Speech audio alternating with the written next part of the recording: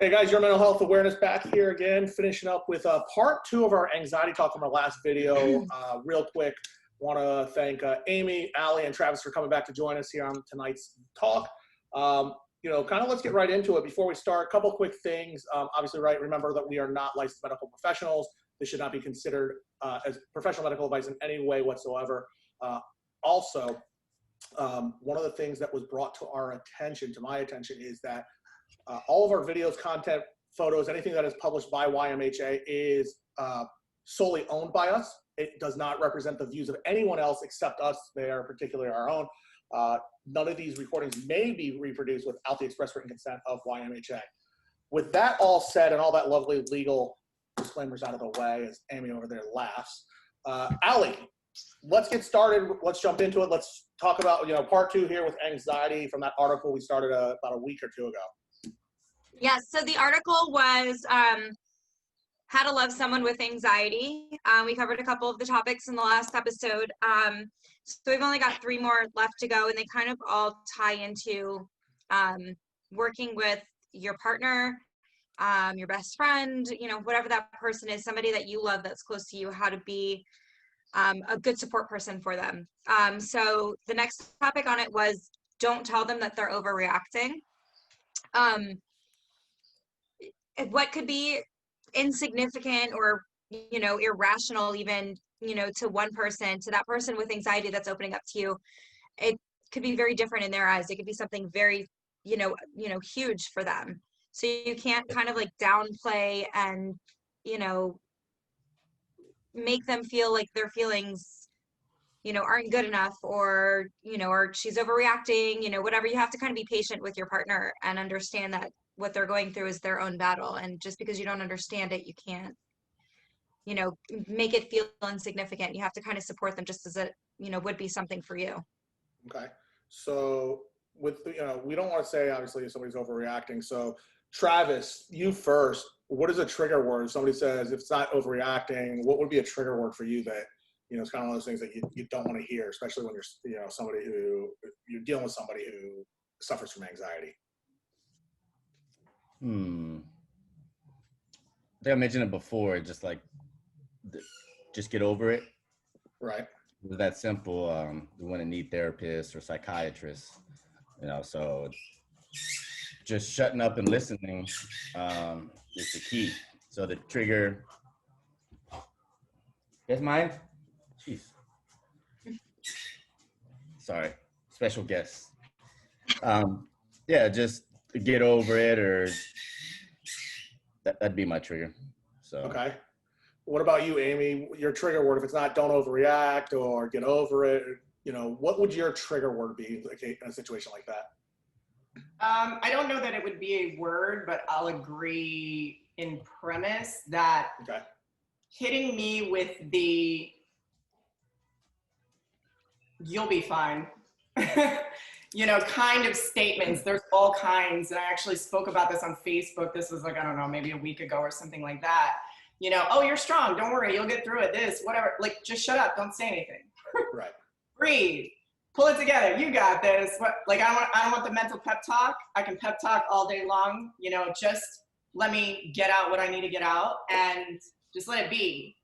And that's the thing. And I do agree. You need a lot of patience. You have to be able to tolerate and understand how to navigate a little bit, because with somebody that comes from a background of whatever mental health issues, maybe even a combination of many, it really makes a big difference to respond correctly. Listen, not to react.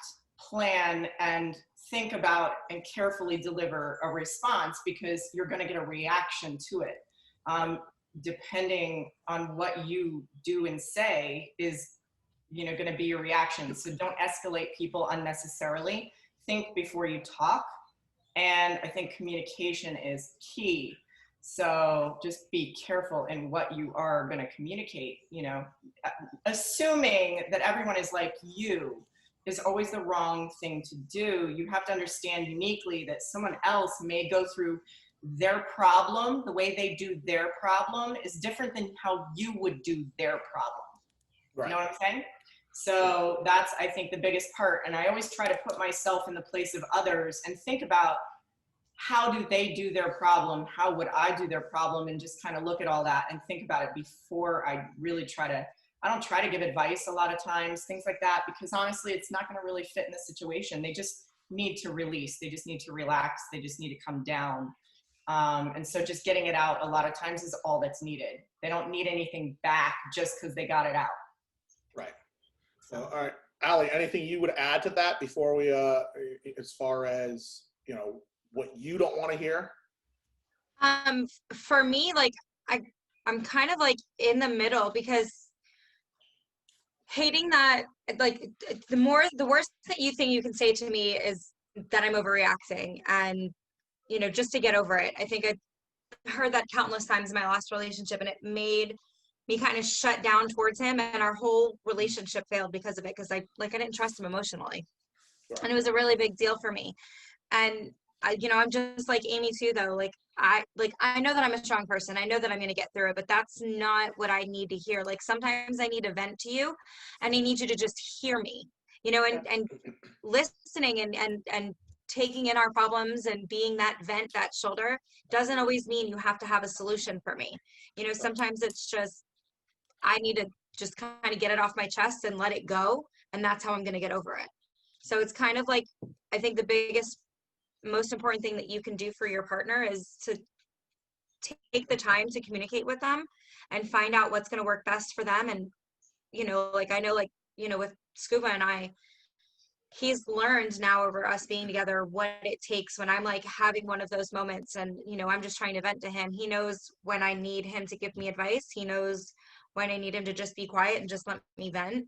You kind of got to, like, know your partner and read your partner, and it comes with time. But that's one of the most important things with, you know, for me, like, is knowing when I need you and when I just need you to just be there and be present, so that I can have a person. I don't necessarily need you to give me all the answers right then. Right. So, Absolutely. anything, Travis, Amy, anything you want to add before we move on here? No. All right. Allie, so let's move on. Let's get to that second point here you had talked about with anxiety.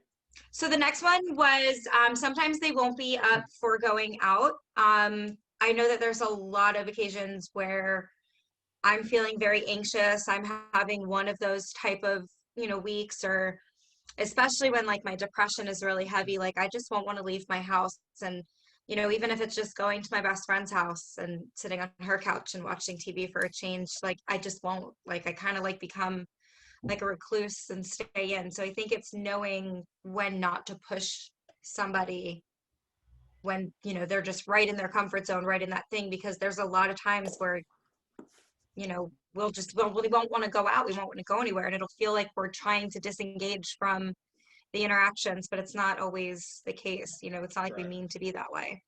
Okay. Amy, Yeah. you first this time. People pushing to get you to go out, like, come on, it's going to make you feel better. Pause. We know what's going to make us feel better. We're already trying to do it.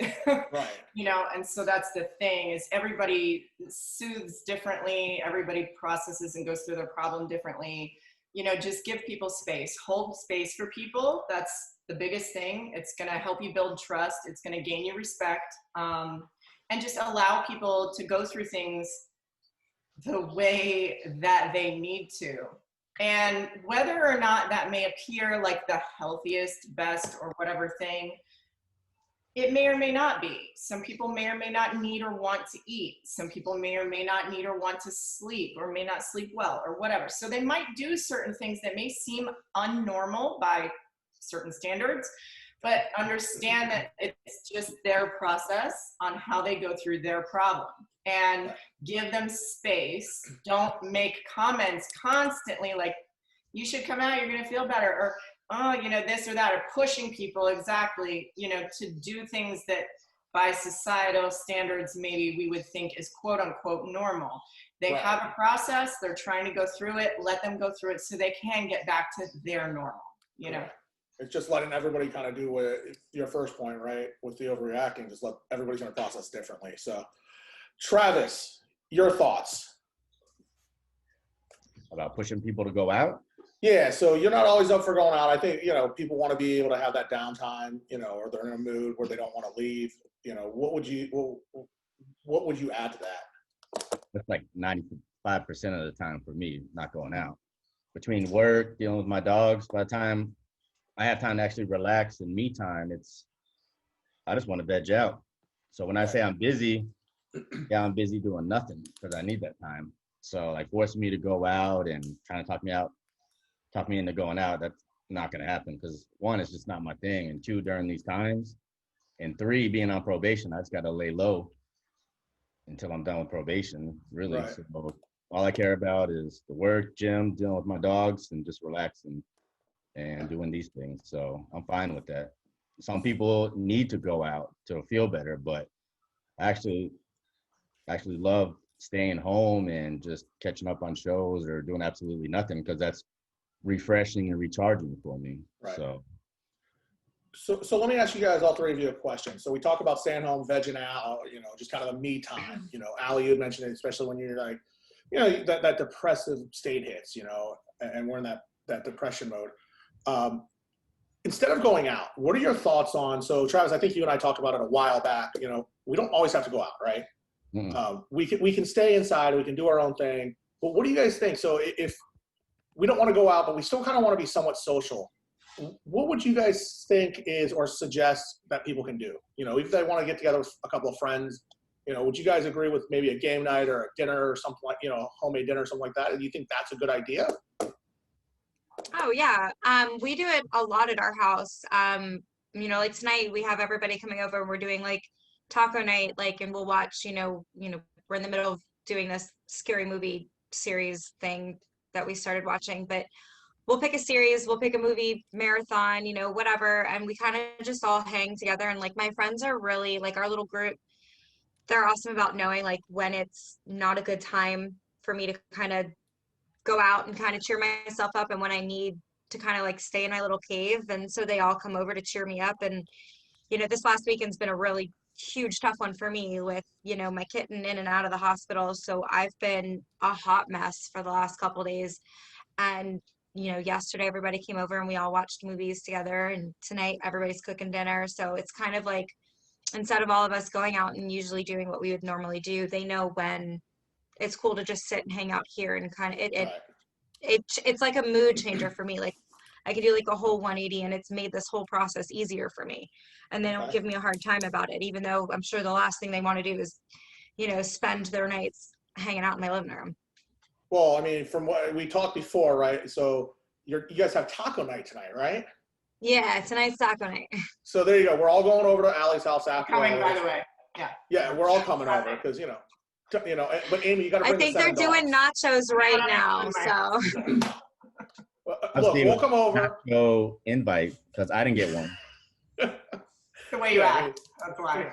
It's nacho night to come. No, seriously, you guys just come on over. It's always open invite. But yeah, right. Now that we're all home and kind of like, all right, we're just ready. We're done for the night. That throws that invite out there now. So, but here's the deal. She'll let us all over, but the two of you, Amy and Travis, you got to bring all your dogs. That's the only way she's letting you guys in. I'm out.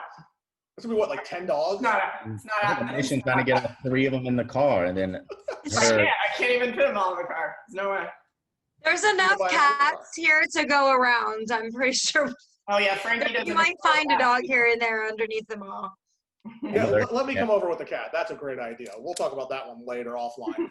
So all that being said, so I think game nights are a great idea. I think Travis, you and I had talked about that, right? So I don't see anything wrong, with people, like you said, Allie, your friends know, the people closest to you are going to know when it's not time to go out, like, hey, let's just hang out, do something low-key, movie night, a movie marathon, watch the game at home, whatever.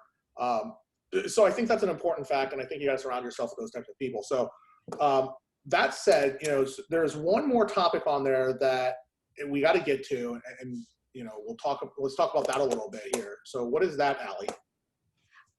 So the last one, I mean, there were a couple other little things that kind of branched off, but the main one was accepting any apologies, even if you don't understand. And that's like kind of really big because I'm not like, sometimes it takes me a minute to kind of accept that I was wrong and apologize. Right. but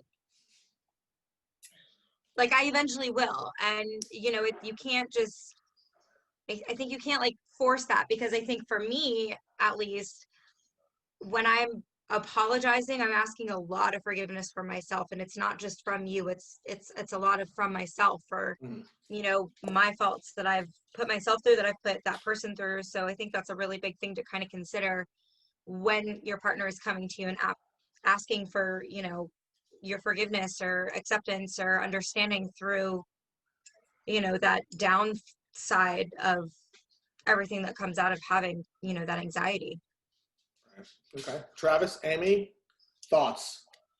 Well, I have to get 3 approvals to be able to go out. So, let's see if you can see them right there. Okay. 1, 2, 3. So if one of them says no, then I can't go. So There you go. So just in case anybody's if they wondering, let me do this, they have the yeah. whole living Well, room, but I mean, your dogs are. Oh, by the way, both of you, Amy and Travis and Allie, with your cats, all of you guys are welcome to have them on here at any time. Can't guarantee or promise that we'll get anything actually accomplished, but No. it'd be a great episode. Well, for you, Amy, you got what, 7 dogs, so it'd definitely be a deal breaker probably. Shit show.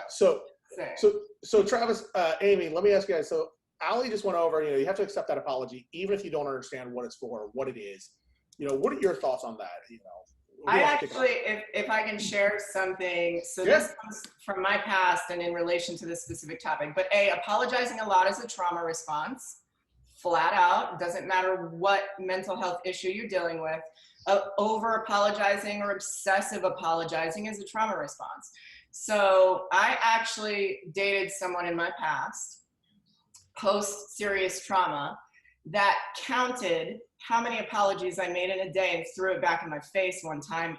I understand now the motives, trying to reason with me on why I did not need to apologize so much. But in that time, in the space that I was in dealing with traumas, I couldn't even help it, and I couldn't even realize it. My language was much different than it is today. And that was so, I'm going to say, demeaning and undermining, that you just got to understand. You just got to let people go through their process. And if they do apologize 10,000 times in a day, let it roll. Don't make it another problem for them, because that's not going to help anything. And just encourage people to work on their own stuff. Encourage them with resources, tools, help, support, anything that's of a positive nature like that. But don't take constant apologizing. I get it, it may get annoying. I absolutely understand it now, hindsight. But just be cognizant and aware of that, and don't throw it back in someone's face, because that's not going to get them to stop it. It's attached to a trauma. So they're going to continue to do that until they process through and they can move on and move forward, and things can change. So just something. All right. Well, thanks for sharing that. You know, obviously we're here. We want to make sure we're sharing our personal experiences. So Travis, your thoughts on, you know, you accept an apology even if you don't understand it. What would you say? who's doing the apologizing? Me? Or Let's say you're doing the apologizing to Amy for whatever god awful reason. Oh, please do. Well, first off, that's not going to happen. Let's role play this. So just everybody, so everybody's aware. We actually, you know, I think a couple of us have met in person. Allie, I know you and I and Skill, we've all hung out before. Amy, you and I, I'm sure we've had in passing, but At some point, yeah. we at some point, right? Travis and I were connected by a mutual friend, but everybody here actually does get along to an extent. I say to an extent because what happens off camera is another story. But so Travis, let's change. Let's say you're apologizing to Allie, right? Oh, absolutely, because she doesn't hair, so I don't want her to accidentally put acid in my hair and all of a sudden I'm bald. So yeah, I'll apologize to her. Even if I didn't do anything wrong, I'll still apologize. Right. So. Well, because it's your fault regardless, right? So. Oh, absolutely. Absolutely. Yeah. So she's always right. Shots fired. Oh no, shots fired when I said I want to apologize to Amy, but I would never apologize for how I am and my mental condition, because technically, is it really my fault? No, but I have apologized for being a mean drunk when I was going through all those issues last year. I've tried to make amends. I had a lot forgive me and understood, and some that still looks at me as that person, which is understandable, but I got it off my chest. Gave them the reason why I was how I was. And if they don't want to forgive me, that's fine. Like, I'm not looking for their forgiveness.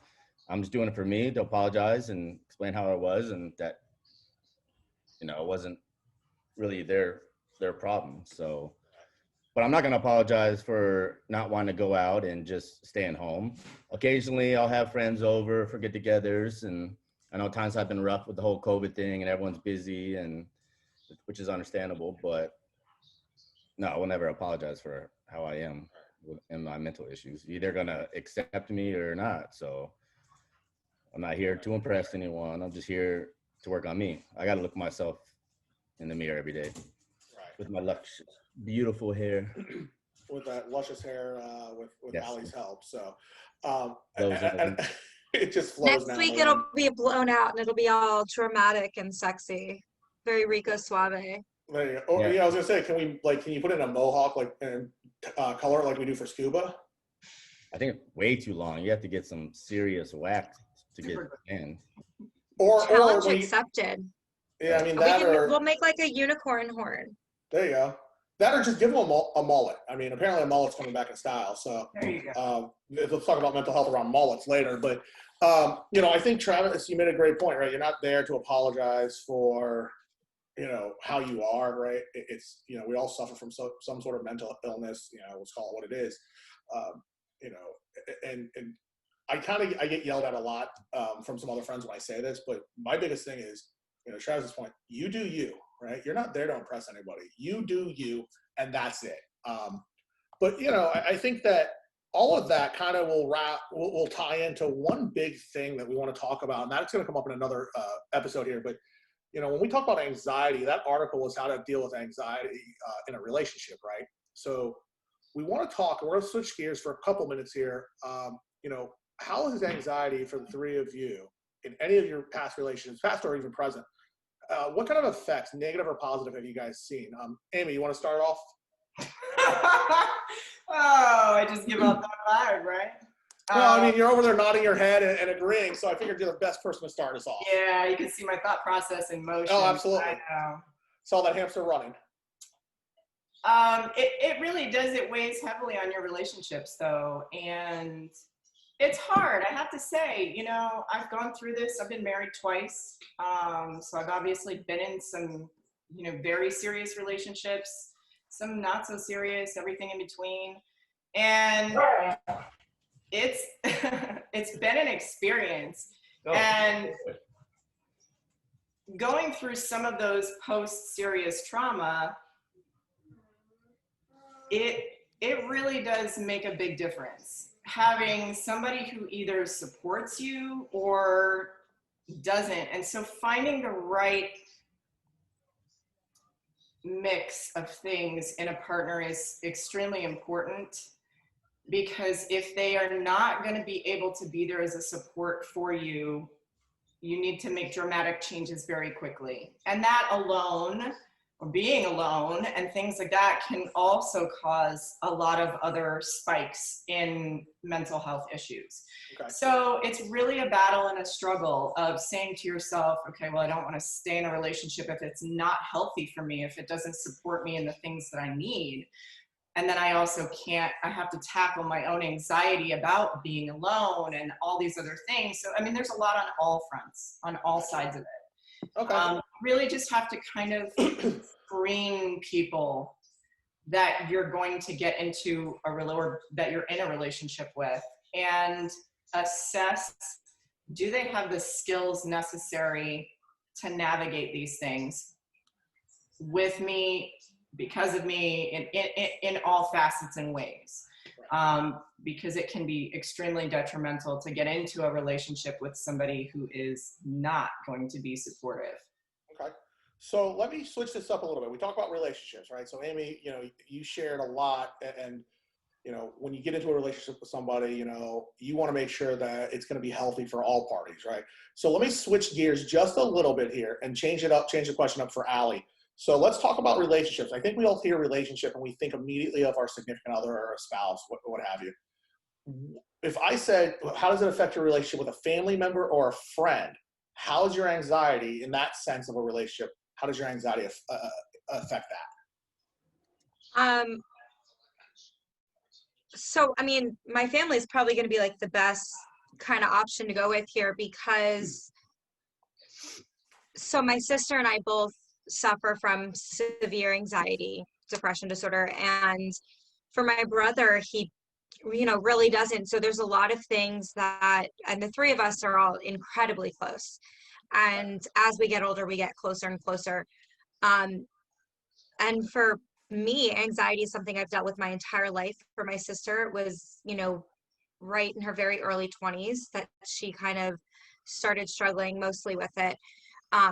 So we kind of relate on different levels, but we kind of meet in that middle. And for my brother, it's tough. And so kind of growing together and through, the challenges that my family are going through now, it's sometimes there's, kind of like almost like I don't want to say, it's like a communication barrier. It's Okay. tough with how we deal with our anxiety and me especially, like I'm a microwave. Like I go from 0 to 100 really, really quick. So when I'm stressing with something, it may not be that big of a big deal. And there may be a million different solutions to, resolve whatever it is. I don't see them like that. Like if it's not right in front of me, I don't notice it. I have very little peripheral vision with it. So I tend to kind of snap a little bit sometimes. And for my brother, he doesn't understand that.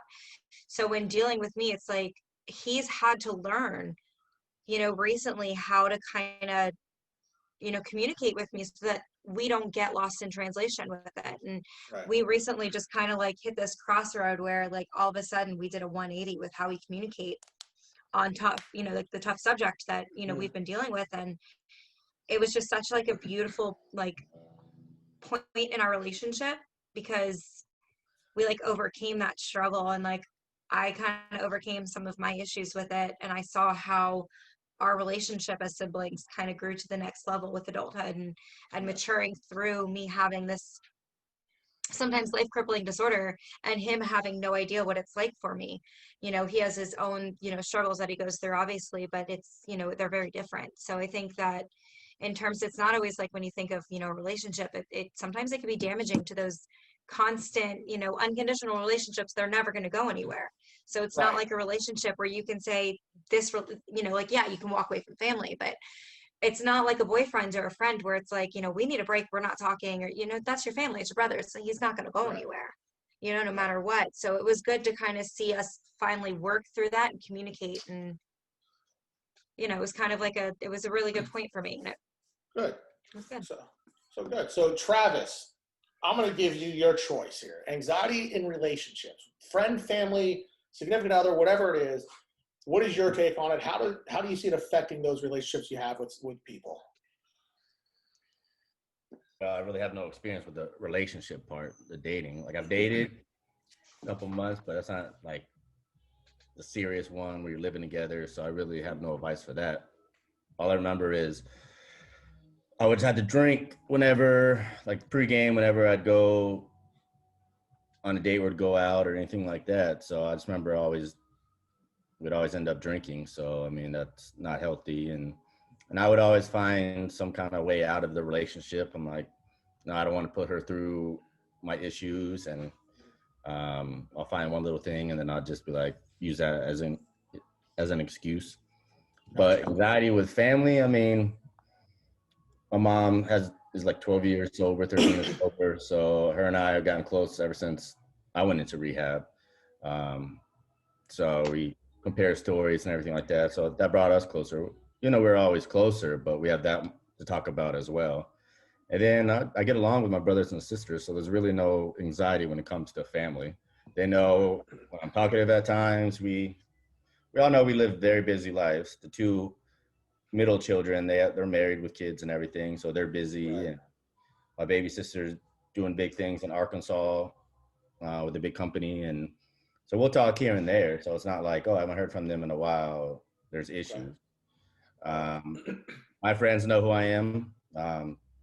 I come and go. Some days I'll be talkative. Some days I'll just won't respond until the next day or something. So I just have anxiety just randomly at times where I feel it coming, where I'm trying to think. I think I talked with Amy about this before, like how it just all of a sudden it's just like I'm trying to think of all these different things I need to do, and I'm getting ahead of myself, and it's like I'm stumbling, and then I get that heart racing and the crazy breathing. And then I gotta like, all right, one thing at a time. Let me just sit back, relax, then I'll calm myself down. But so I've learned how to deal with anxiety without the drinking part. So sometimes I have to say a prayer before I start driving, or work on my breathing, and then tackle what I need to tackle. So. All right. So let me wrap up with one question for everybody, and real or not really a question, but I think it's safe to say, so more of a comment, right? It's safe to say we all kind of agree that anxiety affects us. What's that? Oh, I thought you were going to ask if Epstein killed himself. No. I'm still going with no on that one. So that being said, okay. I think it's safe to say, right, that we all kind of agree with anxiety that everybody's going to respond differently. There's no one, fix it, right? There's no one end all, be all end all of they can say something magically and you're going to pop out of an anxiety attack, or, it's kind of just, we have to would you guys agree that it's just a matter of just that person being there and just, Ali, I think you said it right, just to sit when Scuba just sits there, he knows when to shut up, or he knows when he needs to, help snap you back into reality. So you guys agree it's just a matter of having that person or persons that are just there when you need it. Right? All right. So all of that, I want to wrap up with one quick thing, and that is very simple. The three of you have come on here several times, and we've been doing this for a while now. So we did give a quick introduction to Ali, Amy, and Travis. All of them have joined the board here with us with YMHA. We are in the process of some sort of a restructure for the organization, as everybody knows. But what I want to do is you're going to see some posts coming out from everybody where we're going to have, and yes, I'm going to put every one of you on the spot right now, little snippet of yourself. Just, I think it's important that our audience knows, or our followers understand who we are just a little bit, a couple sentences. Because one thing that I appreciated when I needed help and people were there was understanding who they were and putting a face and a small background with who they are, because people tend to trust those people more versus somebody they've never met, right? We all kind of think. So that being said, last thoughts from any one of you. Amy, did you hear that couple sentences? Not a novel. Okay. Yeah, I don't want an encyclopedia, but a couple sentences. Leave us some room for our. Everybody wants to mess with the ginger until the ginger snaps. It's a roast session today. I'm a fire-breathing dragon. I don't understand. Well, I mean, let's be honest. If anybody can take it, it's gonna be the ginger in the group. All right. This is this is a great topic. But you're also gonna be the one that we're gonna joke with, and she's gonna be the one that gives it right back. So. Last thoughts. Let's wrap it up here. Last thoughts. One quick final thought. All three of you have. Any one of you, whoever, go ahead and kick it off for us. Amy. I'm so done with you, Travis. So done. I swear, I promise you. I'm so excited for post-show recap. It's going to be so good. I'm going to have some technical difficulties here as soon as we get off this. I mean, I don't know that I really have that much more to add about all this. I would just really kind of say, which we'll probably talk about in upcoming podcasts, that you just have to be really selective who you allow into your inner echelon, who you keep around you, who's your support systems, who are you getting in a relationship with. You have to be a little more selective because you have special needs, let's just call it that. And, show me the 5 people closest to you and I'll show you your future. And this is literally, there's a reason why they say this. If you want to be healthier, if you want to feel better, or if you want to be successful, whatever it is, then you've got to surround yourself with those things.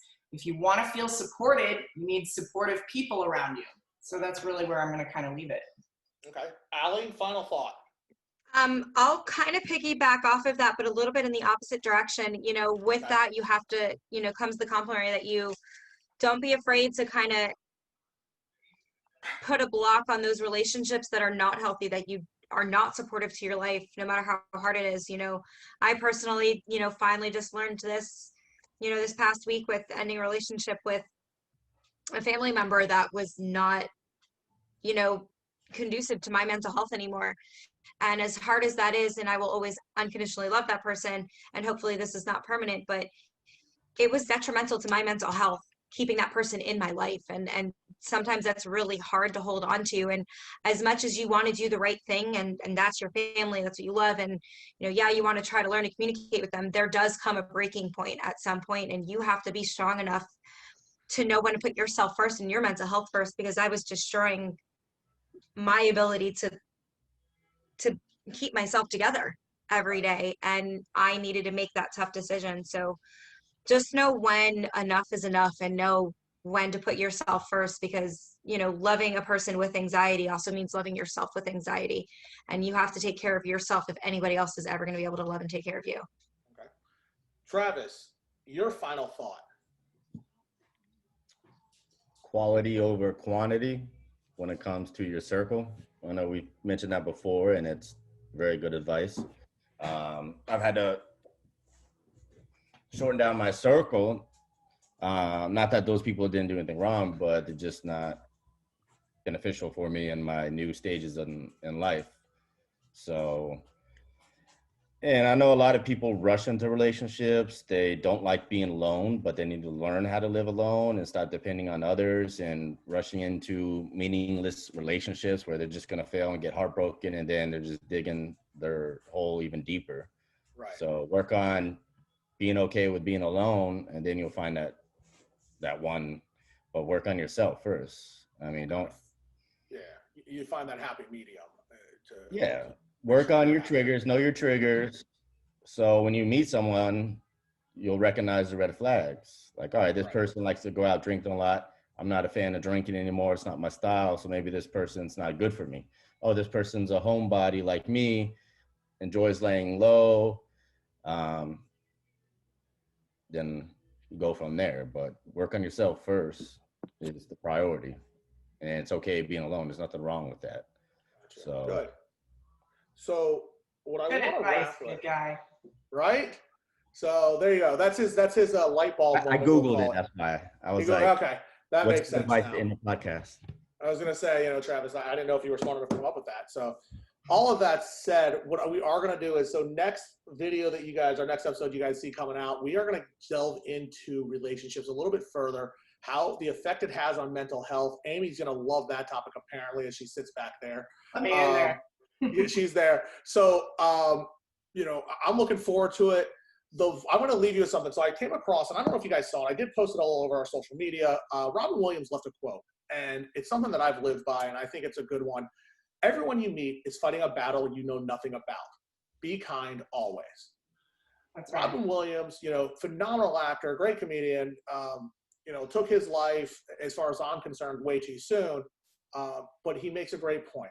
We don't know anything about the next person and the battle they're fighting. We need to be kind to everyone. So, guys, go about your day. Be kind to somebody. You never know if you just hold that door open or just wave at somebody. It could really be the difference of them going home and being very depressed or contemplating, you know, some really bad things happening, or help them pull that out and say, hey, you know what, life is actually okay right now, and, you know, kind of helping them around. So, to Robin Williams' words, be kind always. Guys, thanks for joining me again this week.